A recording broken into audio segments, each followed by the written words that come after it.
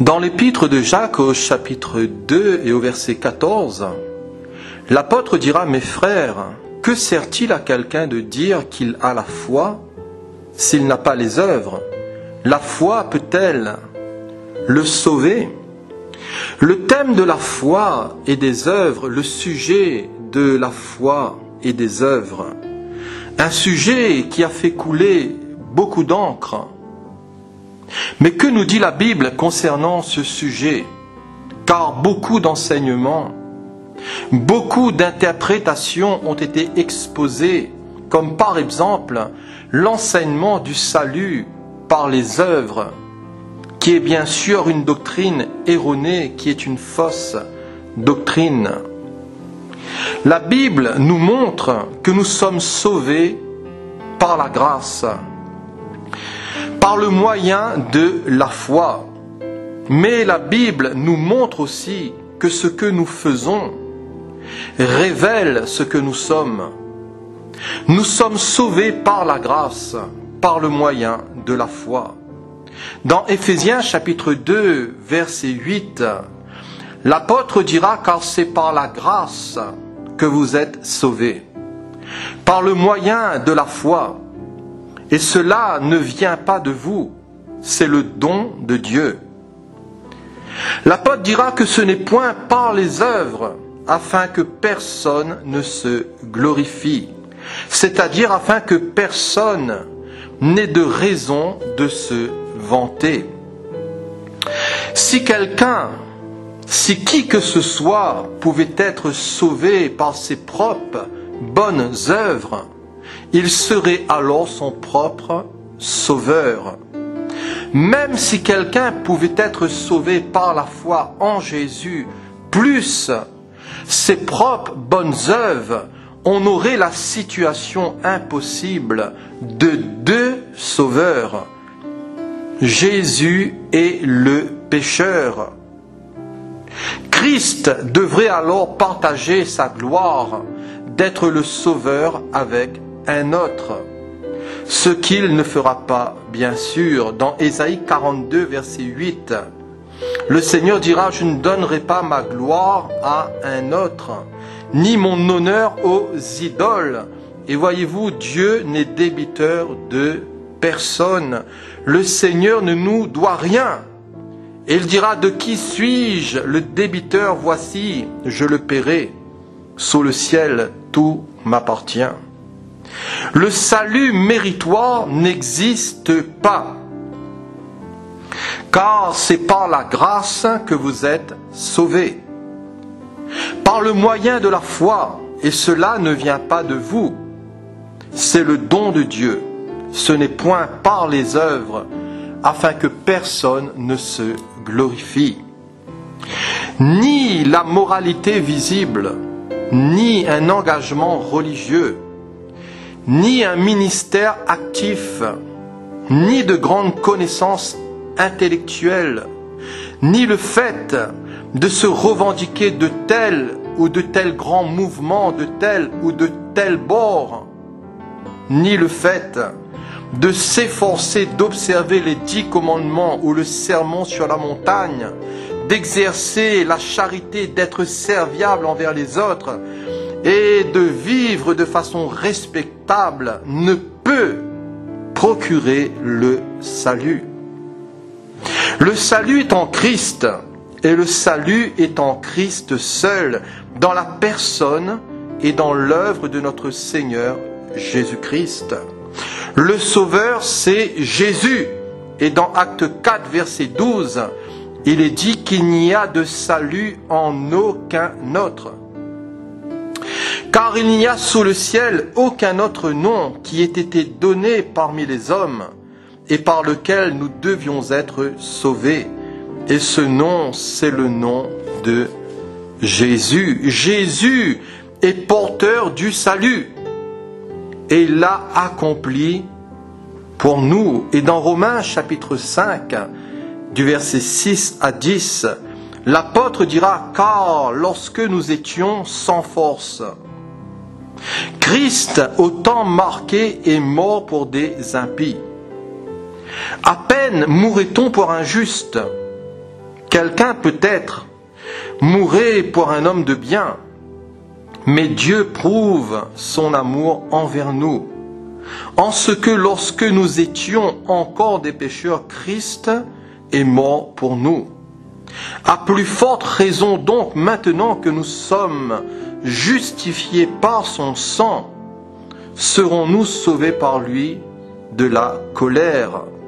Car si, lorsque nous étions ennemis, nous avons été réconciliés avec Dieu par la mort de son Fils, à plus forte raison étant réconciliés, serons-nous sauvés par sa vie. Cher ami, as-tu été réconcilié avec Dieu par la mort de son Fils? As-tu reconnu l'œuvre de Jésus à la croix? T'es-tu tourné de tout ton cœur vers lui dans la repentance et la foi, en disant « Seigneur Jésus, je reconnais ma misère. Seigneur, je reconnais ma nature de péché.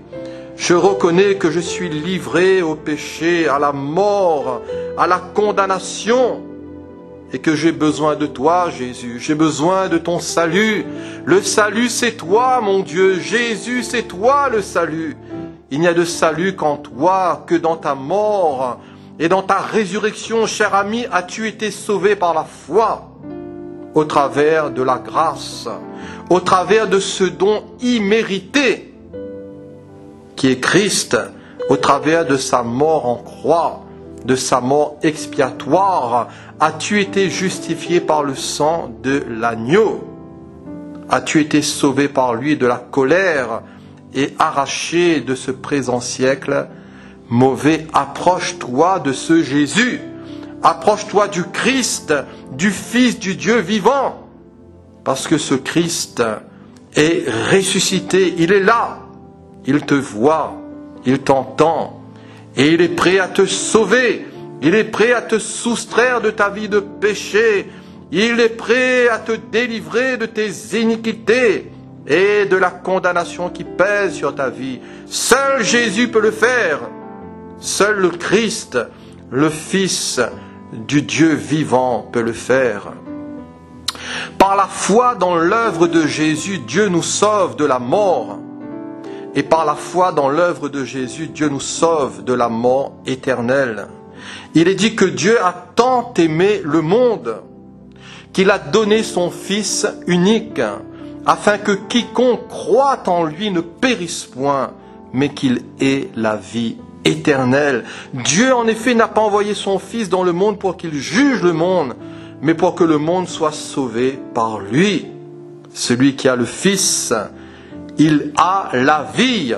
Celui qui n'a pas le Fils, il n'a pas la vie, mais la colère de Dieu demeure sur lui.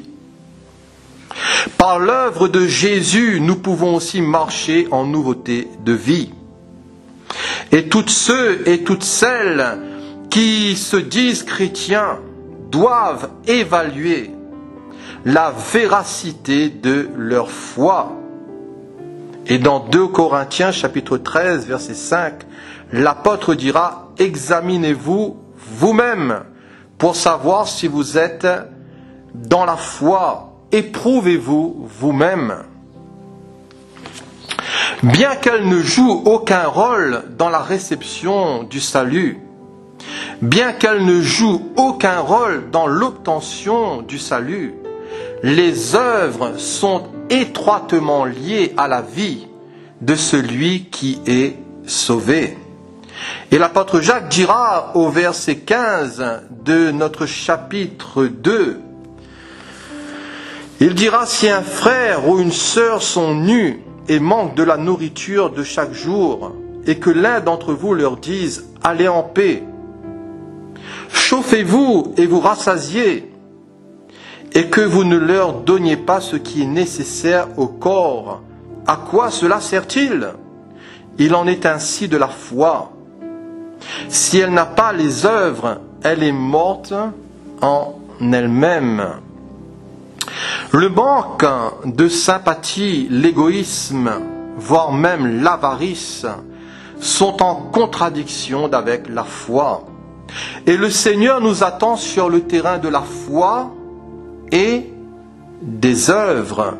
Jésus lui-même était un modèle d'œuvre.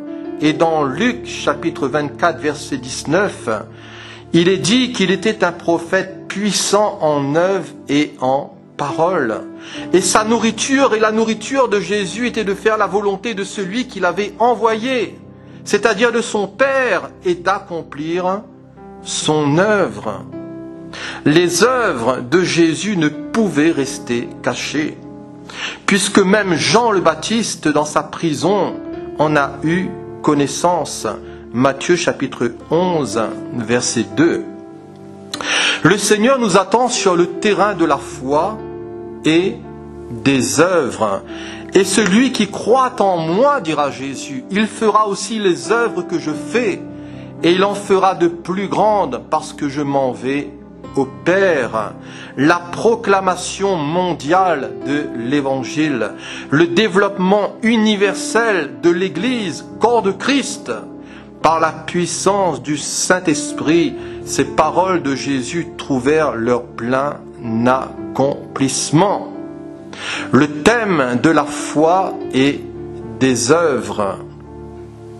L'Ancien Testament nous donne deux exemples de foi suivis d'œuvres. Et Jacques, citant Abraham et Rahab, dira au verset 21 au verset 26, « Abraham, notre père, ne fut-il pas justifié par les œuvres lorsqu'il offrit son fils Isaac sur l'autel ?» Tu vois que la foi agissait avec ses œuvres, et que par les œuvres la foi fut rendue parfaite.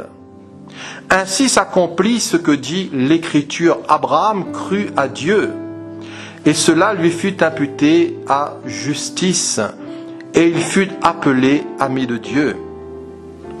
Vous voyez que l'homme est justifié par les œuvres et non par la foi seulement. Rahab, la prostituée, ne fut-elle pas également justifiée par les œuvres lorsqu'elle reçut les messagers et qu'elle les fit partir par un autre chemin? Comme le corps sans âme est mort, de même la foi sans les œuvres est morte. À travers le sacrifice d'Isaac se trouve une démonstration de la foi d'Abraham. Abraham crut, puis il offrit. Il eut confiance en l'Éternel, et cela lui fut imputé à justice. Dieu a porté sa foi à son crédit. Et chez Abraham, la foi et les œuvres agissaient de concert, se complétant mutuellement. Par les actes qui l'accompagnaient, sa foi atteignit son plein épanouissement. Et par les œuvres, la foi fut rendue parfaite. Parfaite en grec, c'est telio, qui signifie rendre parfait, qui signifie complet, mener entièrement à bonne fin. Parfaite en grec, c'est telio, qui signifie accomplir, finir, achever, compléter, parfaire, ajouter ce qui manque, dans le but de rendre complet, être trouvé parfait. Amener au but proposé, atteindre l'objectif, accomplir. Comme exemple de prophétie des Écritures qui s'accomplissent par un événement telio. Abraham, en offrant Isaac, accomplit l'œuvre de Dieu et la volonté du Seigneur. C'est en offrant son fils Isaac que la réalité de sa foi a été manifestée. C'est dans ce sens qu'Abraham fut justifié par les œuvres. Sa détermination à sacrifier le seul fils de la promesse est l'œuvre par laquelle sa justification par la foi a été attestée et s'est manifestée devant les hommes. Le deuxième exemple de foi suivi d'œuvre que Jacques cite est Rahab, la courtisane. Rahab qui signifie large, spacieux, tumultueux, une prostituée de Jéricho. La Bible nous dit que c'est par la foi qu'elle ne périt pas avec les rebelles, parce qu'elle reçut les espions avec bienveillance. Elle qui a donné asile aux envoyés du peuple d'Israël et les a aidés à s'échapper par un autre chemin. Rahab, en démontrant sa foi, et en démontrant sa foi pour aider le peuple de Dieu, elle a risqué sa vie. Elle a pris position pour Dieu, quitte à trahir son pays. Comme dans le cas d'Abraham et de tout autre véritable croyant, la justice imputée sur la base de la foi a produit une justice pratique manifestée par de bonnes œuvres. Alléluia! Sa vie extérieure a manifesté sa vie intérieure de foi. Pour conclure, pour terminer au verset 26, Jacques fait remarquer que comme le corps sans âme est mort, de même la foi sans les œuvres est morte. La foi sans les œuvres est semblable à un corps sans âme. Il ne vaut guère mieux qu'un cadavre. Comme Abraham, sommes-nous prêts à offrir à Dieu? Et comme Abraham, sommes-nous prêts à offrir à Dieu la chose la plus précieuse de notre vie? Est-ce que je veux, comme Rahab, devenir traître? Est-ce que je veux, comme Rahab, devenir traître au monde pour être loyal envers Dieu? La Bible nous dit, n'aimez point le monde, ni les choses qui sont dans le monde. Car si quelqu'un aime le monde, l'amour du Père n'est point en lui.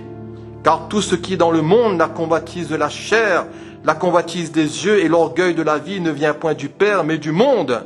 Et le monde passe, et sa convoitise aussi passe. Mais celui qui fait la volonté de Dieu, il demeure éternellement. Que le Seigneur nous aide. Que le Seigneur puisse m'aider, vous aider, chers auditeurs, qu'il nous accorde sa grâce. Que le Seigneur nous aide dans cette vie de foi et que le Seigneur nous aide aussi dans cette vie pratique à marcher, à répondre à cette vocation afin de pratiquer les œuvres qu'il a préparées d'avance pour nous. Que le Seigneur vous bénisse tous abondamment au nom de Jésus. Amen.